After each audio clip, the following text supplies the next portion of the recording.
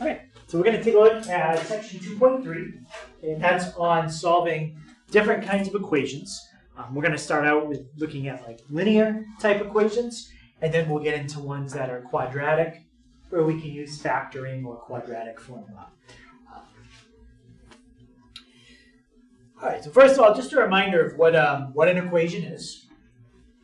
So an equation is when you have an equal sign between two expressions.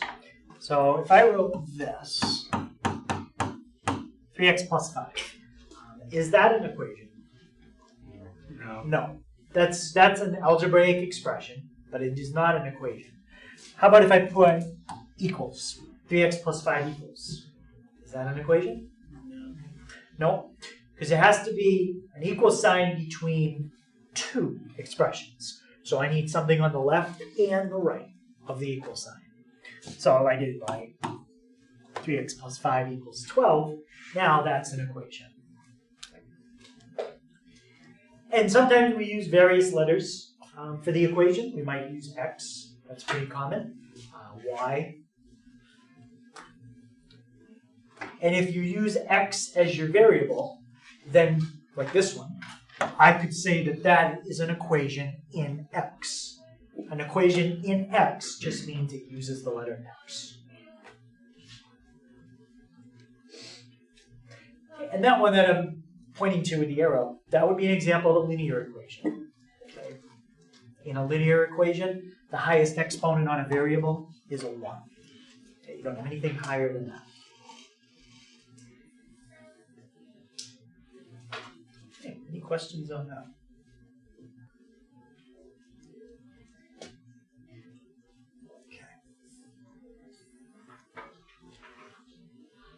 So when we're asked to solve an equation, that means to find the value that you can plug in for x that would make it true.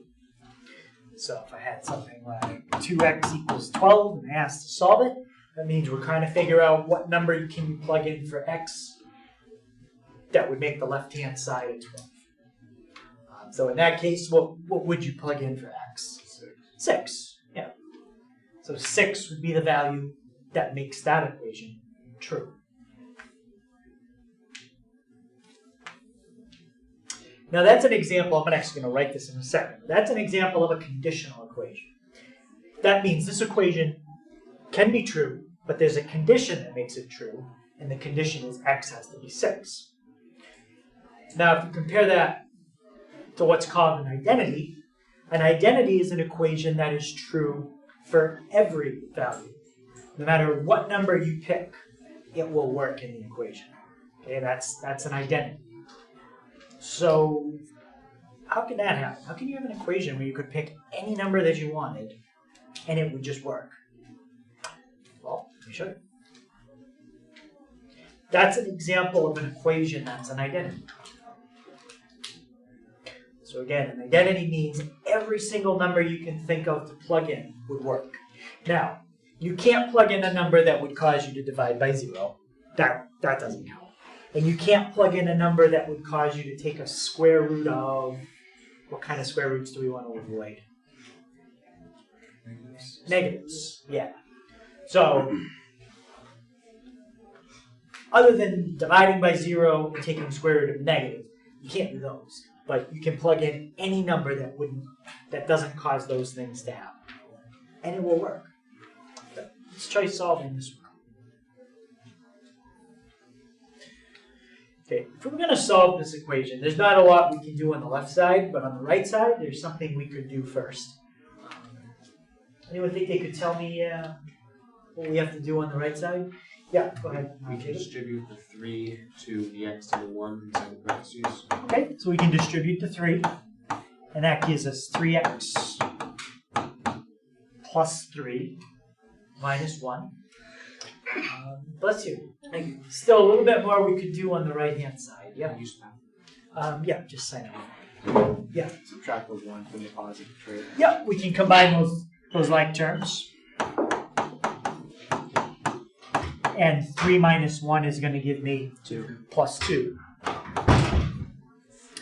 Now, the next step normally would be to put all your x's on the same side. So you could do that by subtracting 3x from both sides. But if you do that, what are you going to be left with? 2 equals 2. You're going to be left with 2 equals 2. Whenever you get an equation that all the variables cancel out, it's either one of two things. Either all values are the solution, or no values are the solution. In this case, it's all values. Okay? No matter what you plug in for x in that original problem, the left side will always equal the right side because they really are the same thing. It's 3x plus 2 equals 3x plus 2. Right? And that's called an identity. Any question on that? So it is a special case, not as common as this kind, which is a conditional equation. In a conditional equation, it doesn't have all numbers as solutions. Usually it has maybe one answer, two answers, something like that. In this case, it has one answer, x equals 5.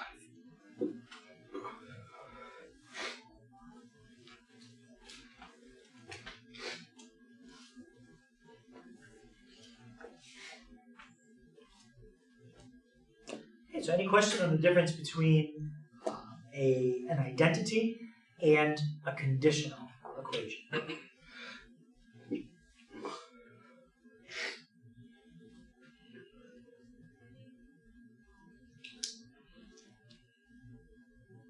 All right.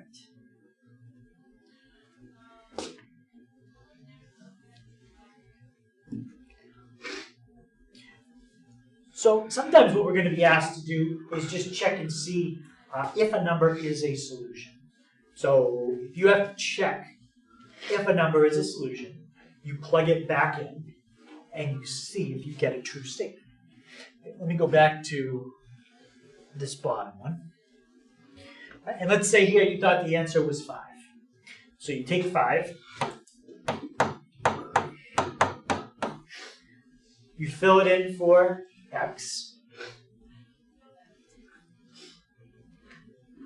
I usually put a question mark there when I'm checking it because I don't know if it's true. That's what I'm trying to figure out. And then you simplify. 2 times 5 is 10. And we had a 10 on the other side. That's how you check your answer. You plug it back in and see if you get a true statement. If you don't get something that's true, like let's say you get 10 equals 8. Well, maybe you plugged in 4 for x, and that's how you get 8. 2 times 4 will give you 8. 8 does not equal 10. Right? In that case, you either made a mistake checking it, or you plugged in the wrong number to check it. So what I'm going to do is I'm going to give you this equation, and I'm not going to have you solve it, because that could be a little difficult to solve because the highest exponent is a 3. Right? When the highest exponent's a 3, that makes it a cubic. Well, we don't have a formula for solving cubics. We have a formula for solving quadratics. So if it was a 2, we could do it. But 3, we don't have a formula. So we're gonna learn later on in the year how to solve when there's an exponent of 3. But for now, I'm just going to have you check that -2 is a solution. Okay, so that's it. I'm just going to check that -2 is a solution to that equation. All right. So how did I just say you check if a number is a solution? What do you have to do? Yep. Plug -2 into the x's. Yeah, we have to plug -2 in everywhere we have an x.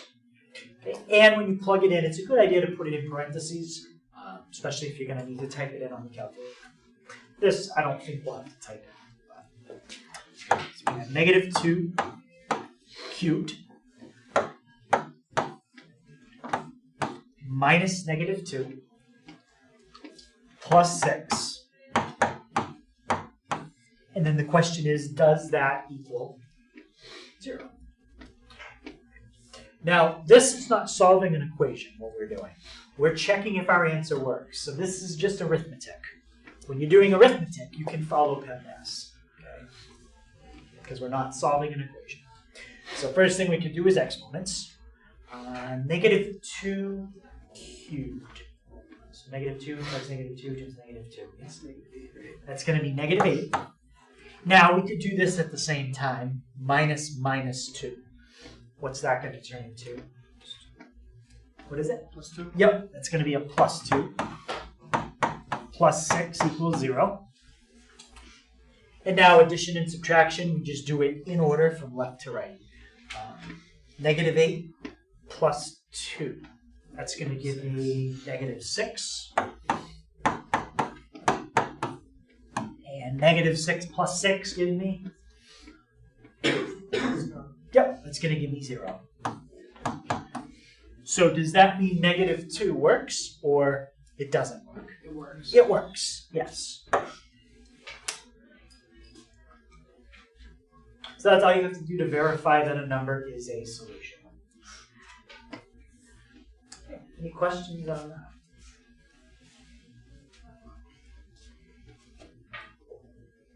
Now, this is going to be something that we do, not cubics, but up to quadratics, so that means the exponent would be a 2, that you have to figure this answer out yourself. Okay, but before we get to quadratic, we're going to start with linear. When you write an equation in slope-intercept form, does anybody remember what that looks like? Yeah. It's y equals mx plus b, right? Y equals mx plus b. So you have something times x plus b. Well, that's linear. Okay, something times x plus b. Now, what are the a and the b? The a and the b are real numbers. And a real number means that it can be positive numbers, negative numbers, fractions. There's only one restriction on A. So A and B can be anything you want except A can't be 0. Because if you fill in a 0 right there and you multiply by x, what's 0 times x? 0. 0. So what you've done is you just wiped out the part that had an x in it. That, since it doesn't have an x, it can't be an equation in x. You gotta have an x in there somewhere. So you just can't have a be 0. Other than that, a and b can be anything you want. So now this might not look exactly like ax plus b equals 0, but if you do distributive property, combine like terms, you could make this look exactly like that. It is going to be the same thing.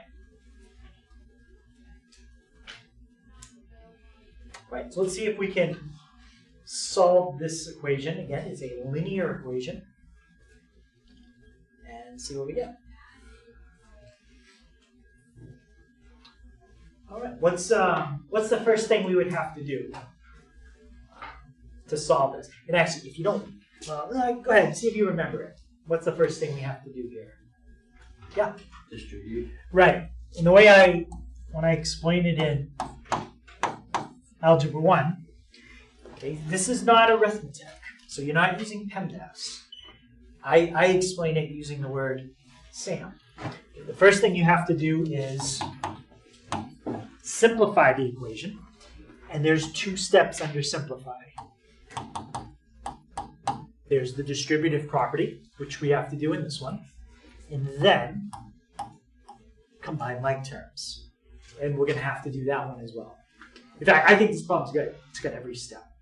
So the first thing we do is simplify by doing the distributive property and then combine like terms. Then we do any adding or subtracting that we need to do to start to get the variable by itself. And then the last thing is any multiplying or dividing. All right, so those are the steps that I use when I explain how to solve an equation like that in Algebra 1. Okay, so I already asked somebody what the first step was. We knew it was distributive property, so let's do it. Christian, what am I distributing? 2 to 2x. Okay, and anything else? The negative. And what do you get if you distribute that 2 out? 4x. Yep, 4x minus 6. Now the next distributive property, you have to be careful because that's what you're distributing. If that was a minus, the minus goes with the 3. It's a plus, and the plus still goes with the 3. But you just have to make sure you always take the sign to the left of the number when you distribute. Okay, so now I'll distribute out my 3. Jaden, what do I get when I distribute the 3 out? 3x plus 3. Yep, 3x plus 3. Now, did doing the distributive property change anything on the right-hand side yet? No. So that's still going to be 5x plus 2.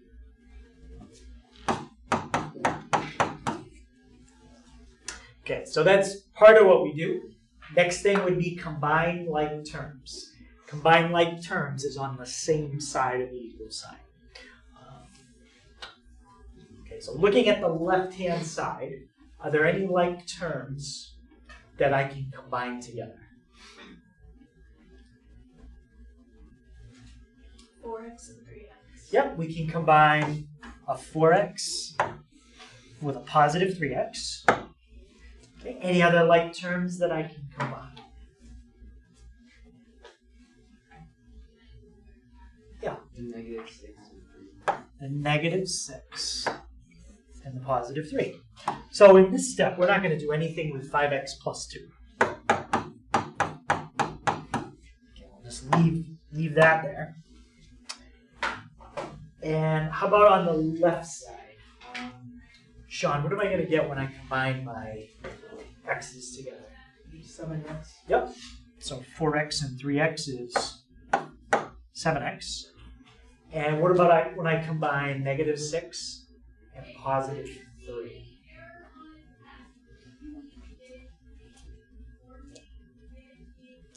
Lance? Negative 3. Yep. Good. Negative 3. All right. Now we're ready for the next step, which is any adding and subtracting from side to side. Okay. Does anybody see something that I can add or subtract here to start to get all the x's on one side? Yep. Minus 5x on both sides. Yep. That's how I would do it. Minus 5x. That's gone. And if we want, we can move something else at the same time. So we minus the 5x to put it on the left. What else could we move at the same time? Yep. Add 3. We could add 3. If you want to do it in 2 steps, you can. But if you're okay doing that all in one step, then you can do that all in one step. All right. Alex, when I do that on the left side, what's that going to come out to? 2x. So we get 2x. And how about Lily Rose on the right side? What do we get there?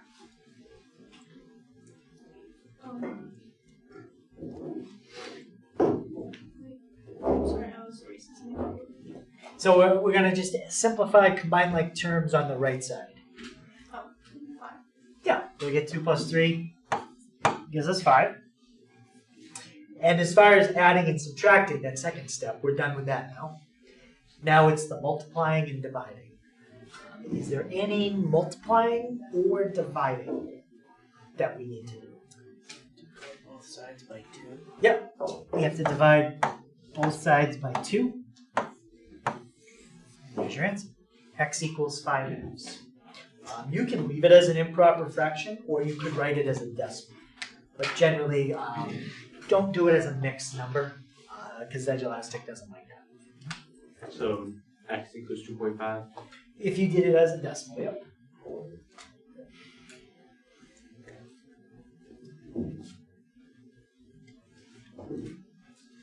Okay, any questions on that one? Yeah. No, these. Yeah. So right when we got it to this step right here, 2x equals 5, that's where it was most similar to what was up above. Okay, we had that.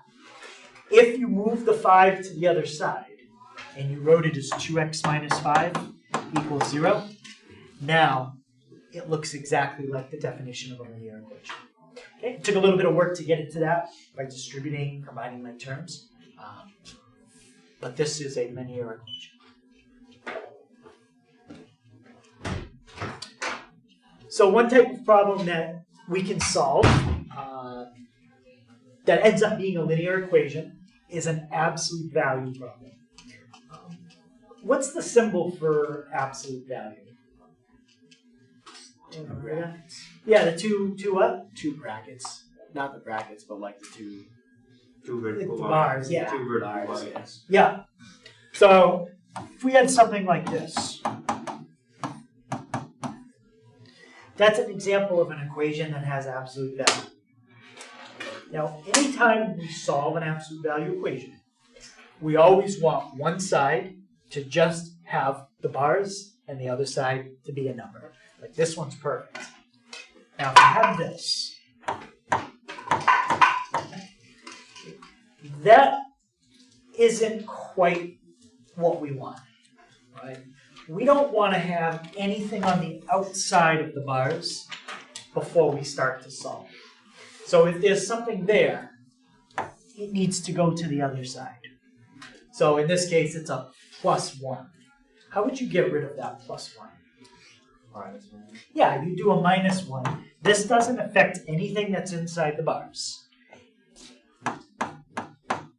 So you still have 2x plus 3. And it would be equal to 1. Now that's how we want it, to get ready to solve it. The other thing you could have outside the bars would be something like this.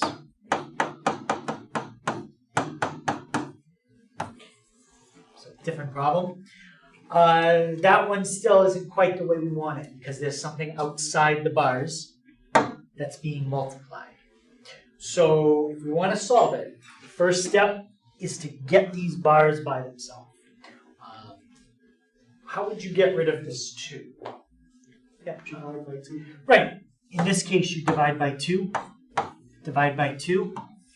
Now those 2's are gone. And you'd have 3x plus 4 equals 6. Now you're ready to solve. Okay, but that's always the first step. We're going to split it into 2 equations after we get the absolute value by itself.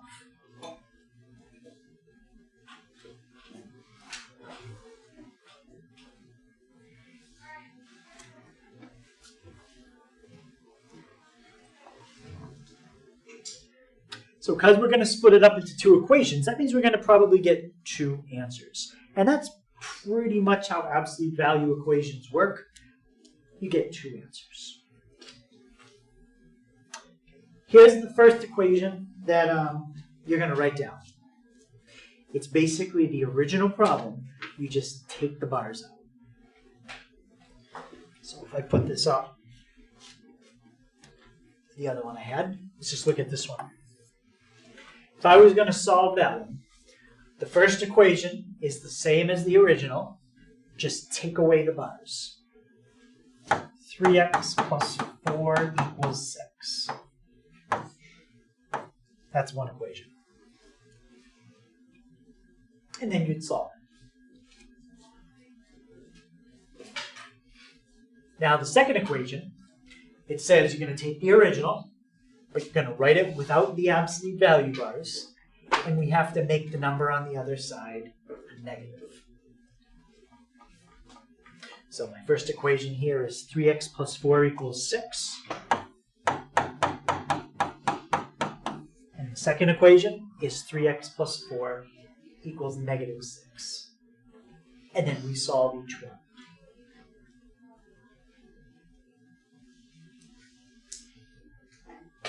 I don't think I'm going to do that problem. I have one over here we're going to do. But that's how you do it. Take the original problem, get rid of the bars. There's 1. And then take the original problem, get rid of the bars, and make the number on the other side a negative.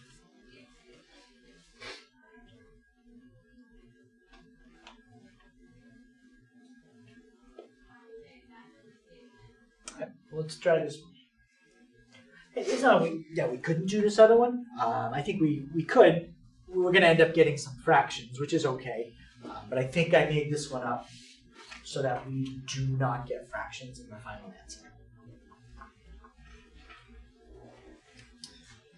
All right, so the first thing we want to look for is that we make sure the absolute value is what? Yeah. On its own. Yeah, we got to make sure it's on its own. Okay, that there's no numbers outside the absolute value bars, either added, multiplied, divided, anything. We don't want any numbers outside the bars. Okay, so in this case, is the absolute value by itself? What do you think, Sean?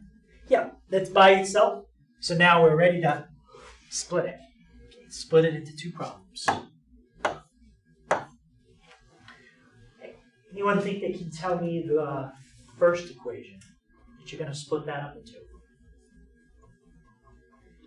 Yeah, Kim? 2x plus 3 equals 5. Yep, that's going to be one of them. And now we're going to solve that. I like to write the other one first before we solve it. Anyone think they could tell me the second equation? Yeah, Jacob. 2x plus 3 equals negative 5. 2x plus 3 equals negative 5. And now the steps are going to be exactly the same to solve both of them. Okay, we'll do the same thing on both sides.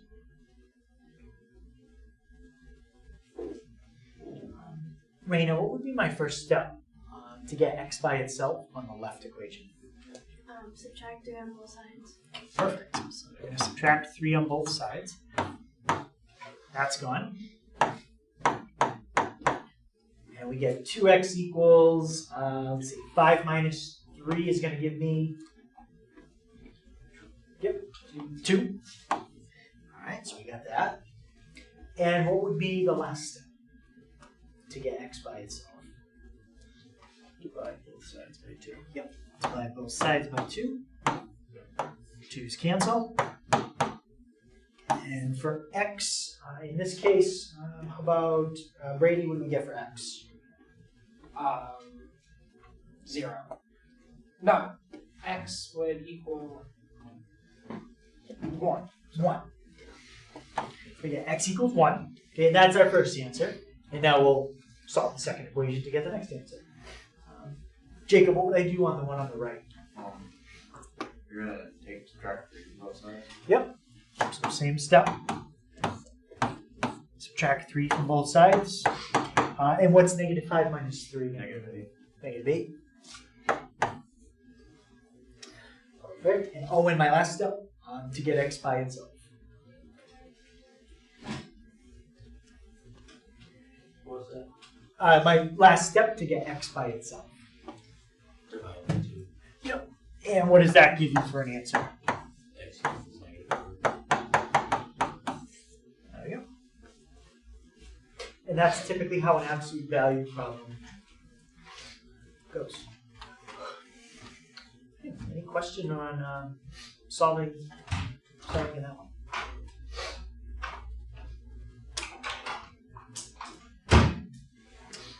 All right, so that's, again, linear, because this time you had to solve 2 equations, but still linear. And the last thing we're going to look at, okay, for linear problems is solving a mixture problem.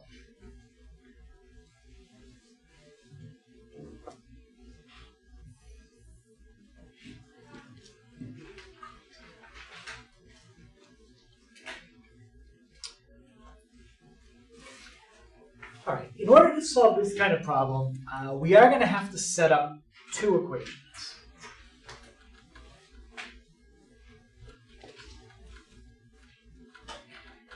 Let me show you, you don't have to write it yet, because I got a few more things to write down first. But let me show you the problem we're going to do, and you'll see why we're going to need 2 equations. So generally, what they're going to do is they're going to tell you you have 2 different solutions you're going to mix together. They're going to tell you how much they want you to have. And they're also going to tell you the concentration they want you to have. So one equation we have to set up involves the total amount of liquid, that's going to be mixed together. And then the concentration of that liquid. That's a separate equation. So I'm going to show you the two equations that you need to set up.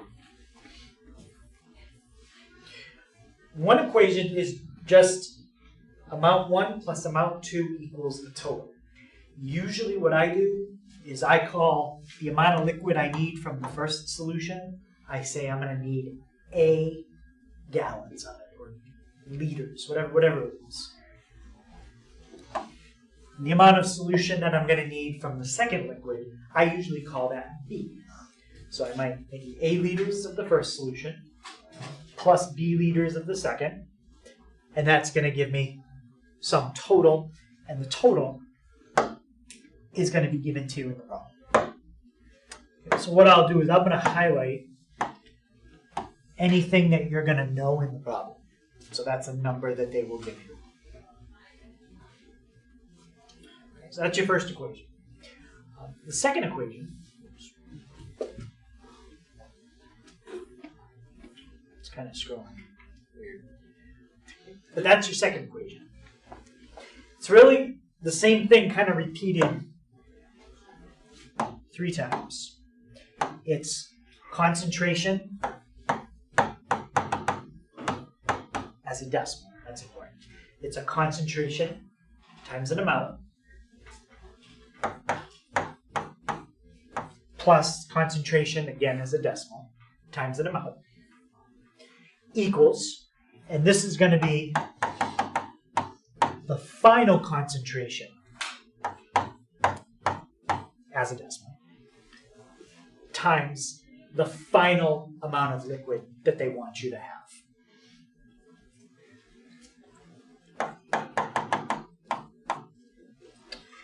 And as far as what you're going to be given there, you're going to be given the concentration of the first solution. You'll be given the concentration of the second solution. You will be given the final concentration, and you're going to be given the final total. So the only thing that you are not going to know is amount 1 and amount 2. And again, I just usually use the letters A and B for those two things. You don't have to. That's what I'm going to use.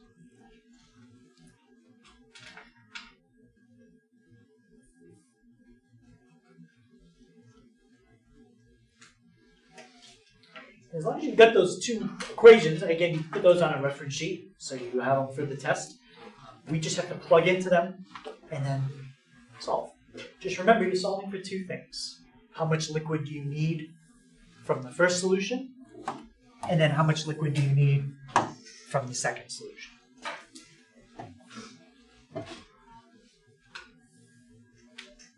Okay, so here's our two solutions. One of them is a 10% solution, the other one is a 25%.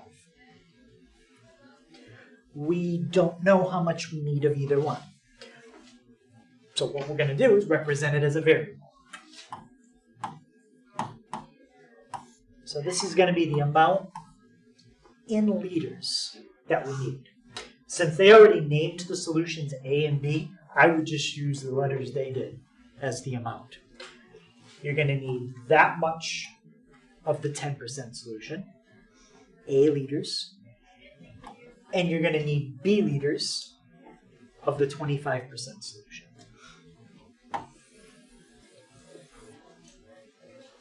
So A and B will represent the amount in liters of each solution that you mix together. Okay. And here's the kind of the information that you need to do the problem. When you mix A and B together, you want to have a total of 15 liters. So you might think, well, could I just do 14 of one and 15 of the other? Or 14 of one and 1 of the other? Or could I do like 10 of one and 5 of the other? Well, yeah, that would give you a total of 15. But it also has to come out to 12%. And because it has to come out to 12%, that's going to narrow it down to just one possible way to mix them together.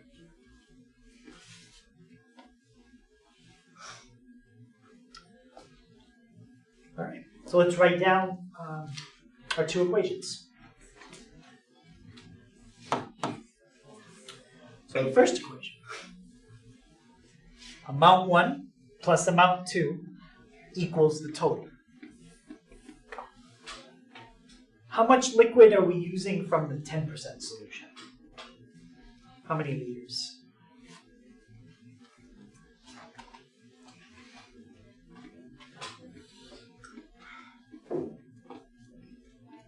Okay, we don't have a number for it. We just have a way to represent it. X or A.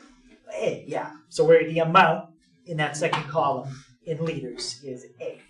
So that's how much we need for the first solution. How much do we need from the second solution? B. B. So that's how many liters from the second one. And what's the total amount of liquid that they want us to make? 15 liters. 15. So A plus B equals 15. There's your first one. Now the second one is going to be concentration times amount for the first solution. Concentration times amount for the second solution.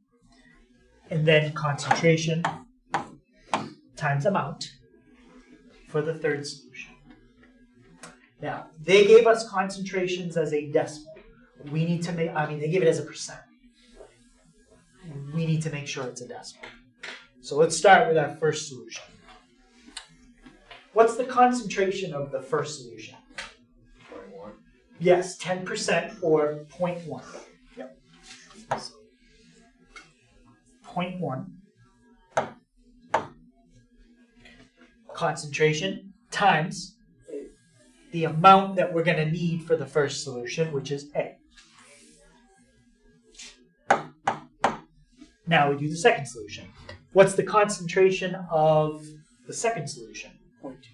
0.25. And how much of that solution do we need? B. We need B liters. Now we're going to do the final concentration times the final amount. What's the final mixture that they want us to create? 12%. So as a decimal, 0.12. And the final amount, 15. Now, 0.12 times 15, we can just do that out, so in the next step we don't have to keep writing that. What does 0.12 times 15 come out to? 1.8. What is it? 1.8. 1.8, okay. So I'll rewrite it now and just put 1.8. Okay.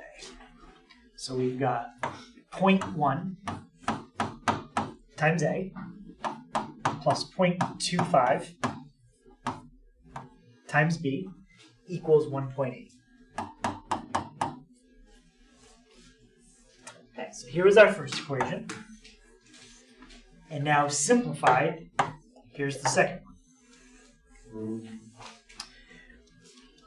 All right, now we need to solve it. We have to do something to the top equation. We have to rewrite it. And the way you want to rewrite it is to get a letter by itself in the top equation. And it doesn't matter which one. So anyone have a pick which one you want to get by itself, A or B? A? Okay. So that means we want this.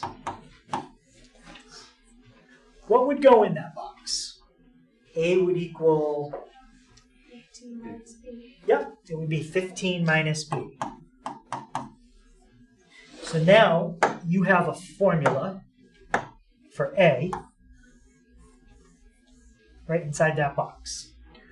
What do you think you're going to do with that 15 minus B? You have to do something with it now in the second equation.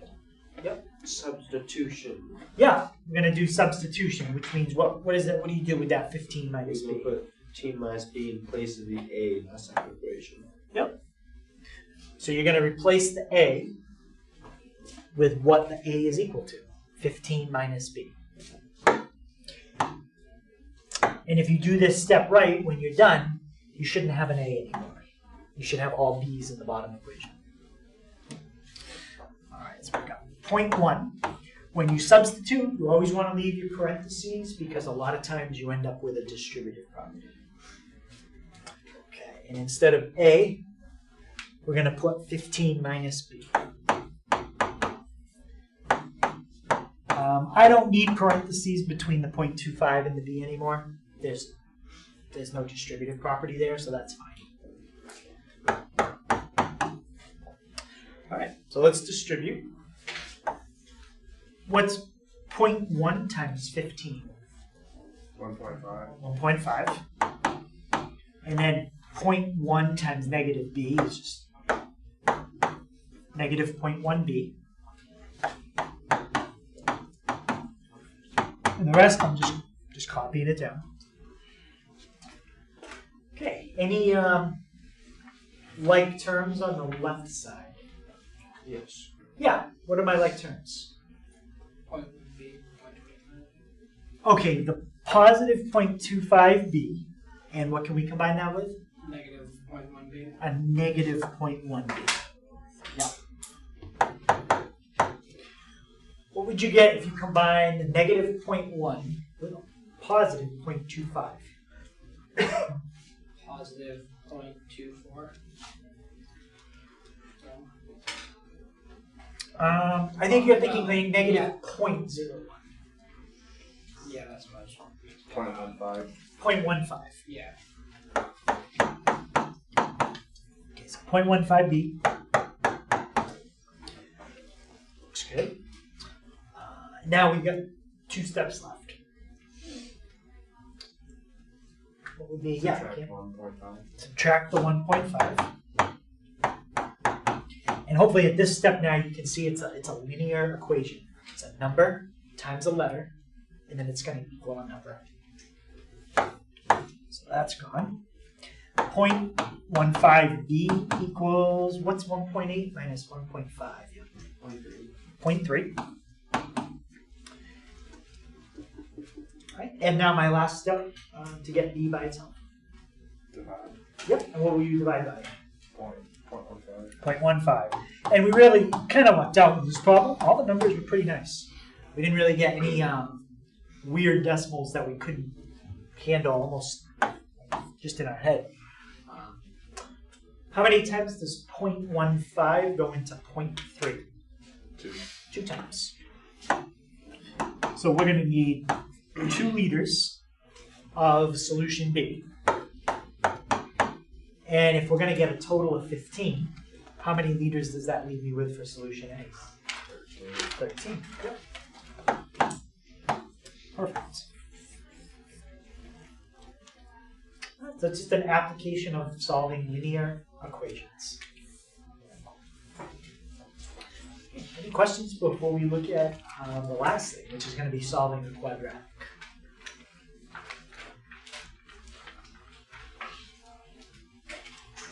All right, let's finish up with that.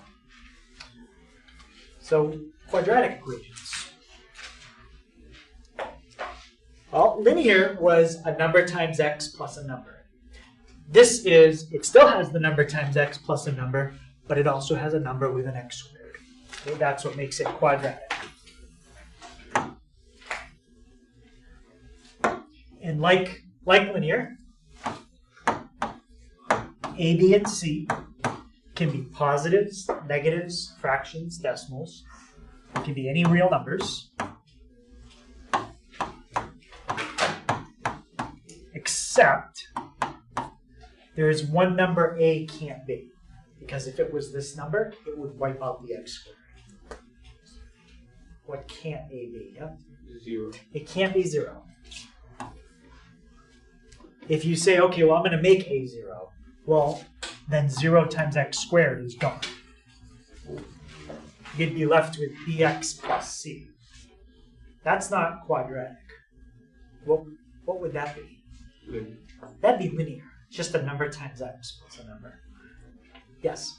Yeah, just say no.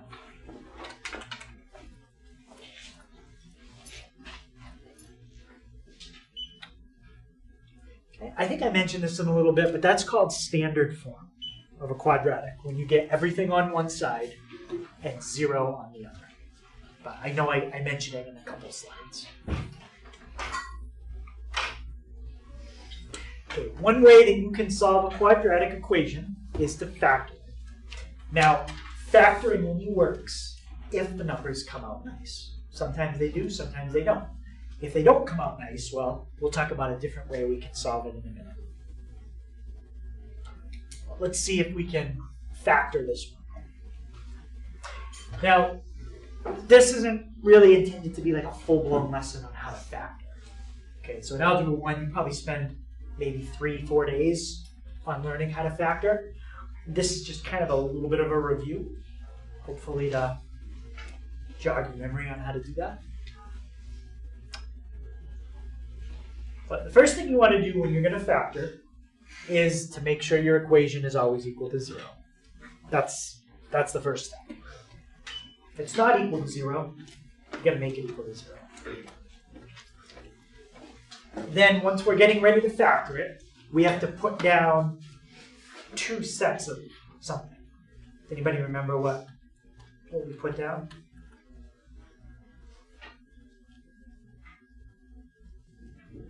Put two sets of them.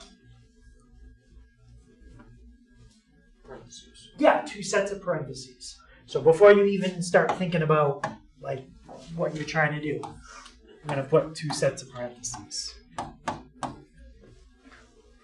Now the first 2 things you have to fill in are what's going to go here and there. Think about if you were going to FOIL this out, what's in this box times that box has to give you what? X squared. Not x squared. It has to give you 2x squared. Has to give you 2x squared. Yeah. So what could we put in each of those boxes? Sometimes they're the same, sometimes they're different. So you get 2x squared, yeah? X and 2x. Yeah, I would do an x and a 2x. Okay, so there's the first part. Now we need to put down our signs in the parentheses. The choices are either going to be both positive, both negative, or one of each. We have positive middle, and we have a negative constant. So there's a chart you can use if you know the middle term and the constant term. Then we can get the signs when we're going to do the factor. If both the middle and the constant are positive, then when you factor inside parentheses, it's going to be a plus and a plus in each one. If you have a negative and a negative, you're going to need one of each. One of them will have a plus, one will have a minus. If it's, let's see, a positive in the middle and a negative on the end, which is like what we have, you're still going to need one of each. And if you have, what's the only one I'm missing? Yeah. If you have a negative in the middle and a positive on the end, then when you factor it, it's going to be a minus minus. So that chart is just kind of a reminder how you factor it. So if we number them, which case do we have here? 3. Yeah, we've got case 3. Positive middle, a negative on the end. That means we need a plus and a minus. Now, it does make a difference which one we put where. Anyone have a guess? Do we want to do plus minus or minus plus?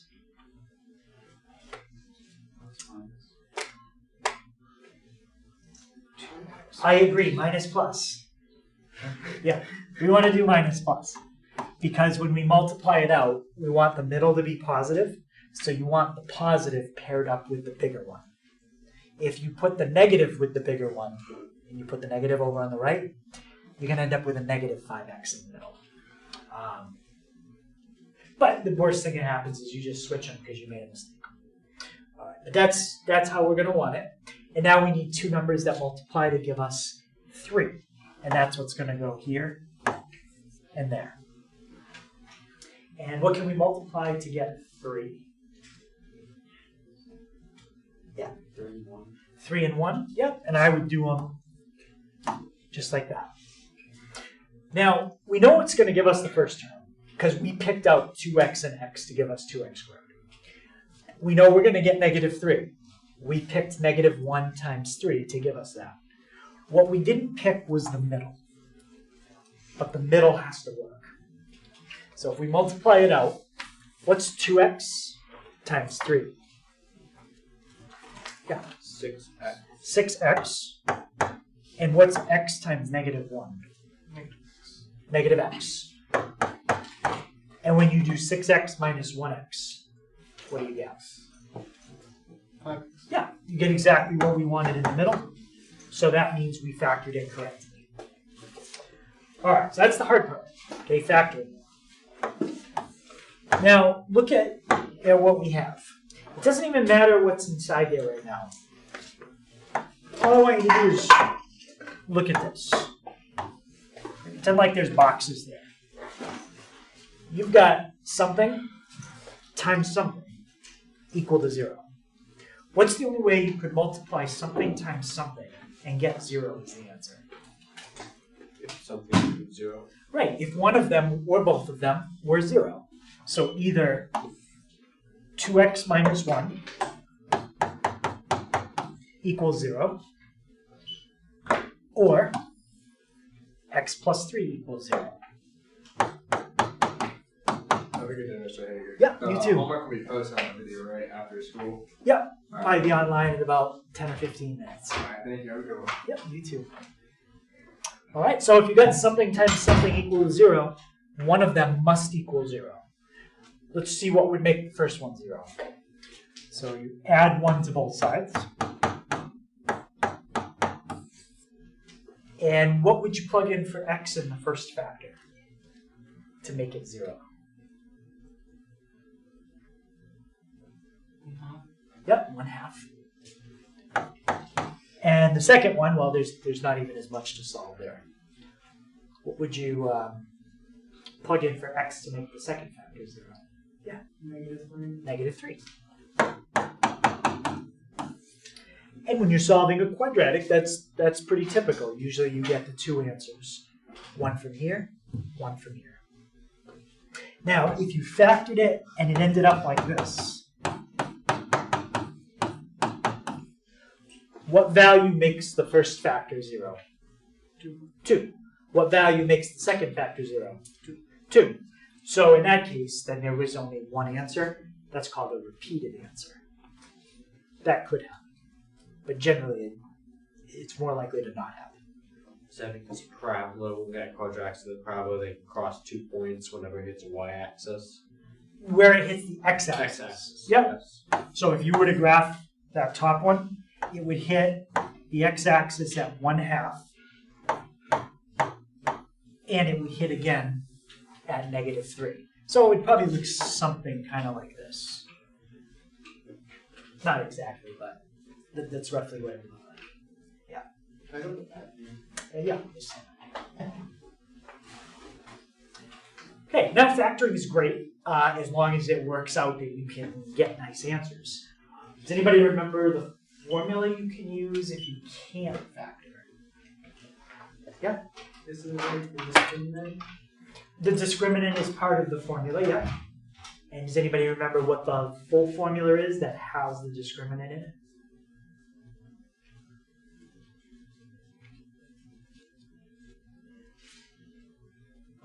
Christian, do you remember?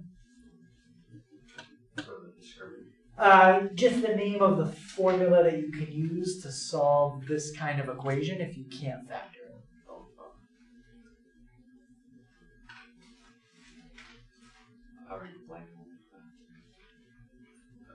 Quadratic. Yeah, the quadratic formula.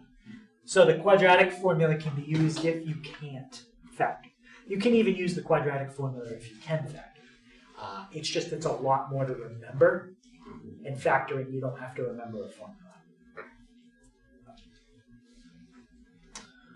Okay, so let's write down what the quadratic formula is.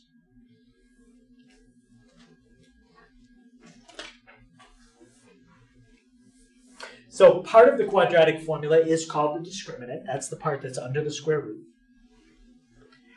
But the whole formula is the negative b plus or minus the square root of b squared minus 4ac all over 2a.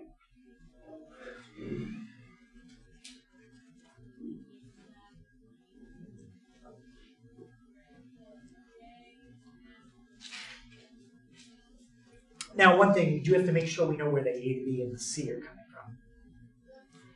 So let's go down a little bit.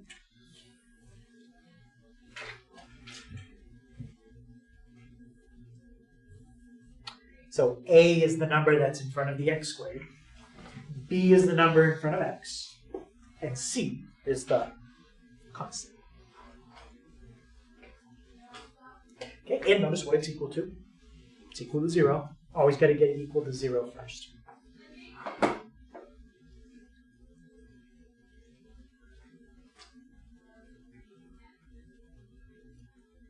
Any questions on that? All right, well, let's try to solve it.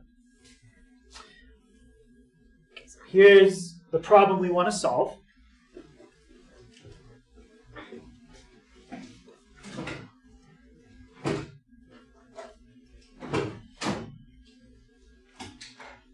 Now, if you look at this one, is it set up the way we want it to solve it? Is it equal to what it should be? No. No. What does it have to be equal to? 0. Yeah, we want to get it equal to 0 so then we can easily see the a, the b, and the c.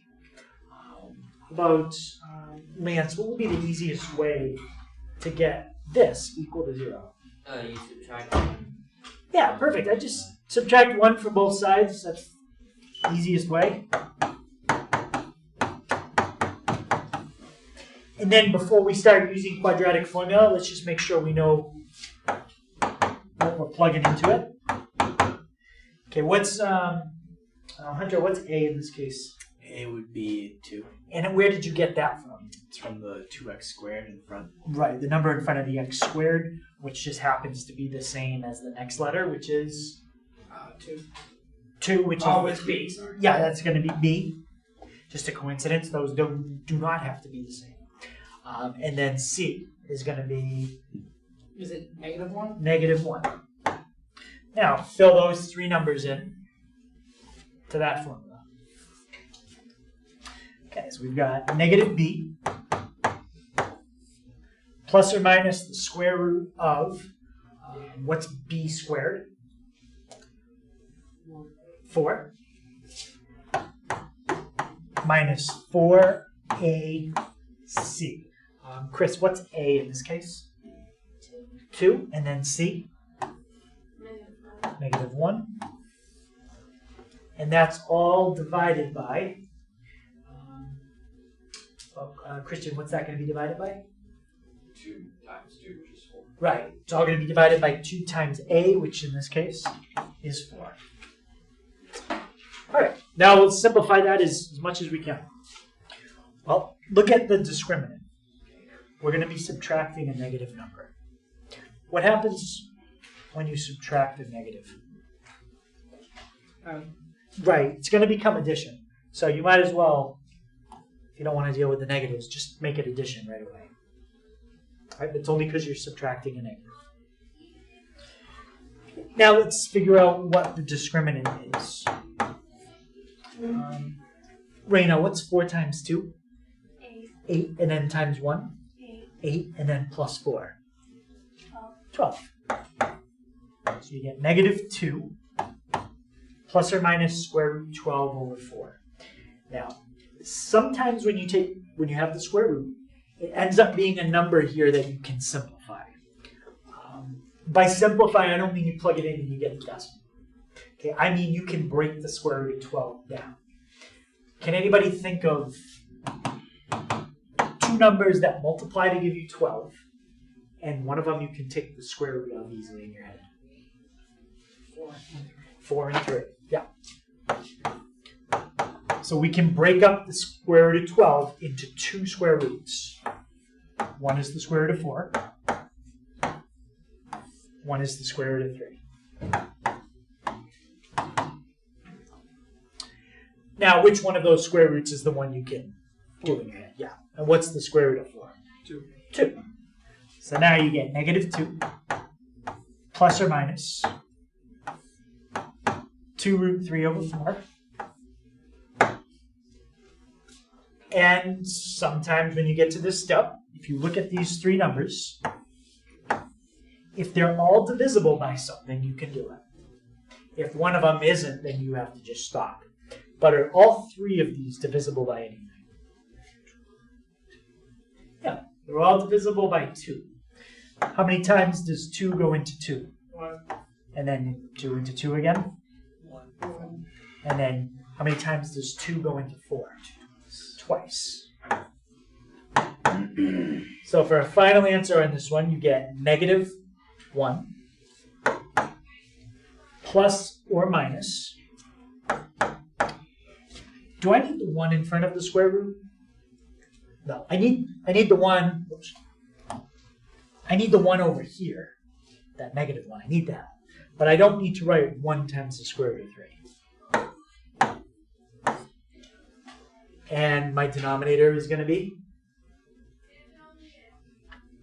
2. Yeah, exactly. So that's a quadratic formula, but it really had everything. It had everything. You had the square root that you had to simplify, which doesn't always happen. And then it had a problem at the end where you had to reduce all the factors. But you can only do that if they're all divisible. If you get something like this, I don't know, so you had 3 plus or minus 6 square roots of 5 over 4. You can't simplify that because the 3, the 6, and the 4 don't have anything at all divisible by, except 1. If that was a 9 in the bottom, then you could do something with it.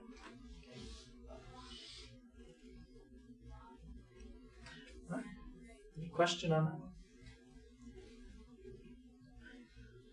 All right, so that pretty much takes care of 2.3. Okay. So that's the homework from 2.3.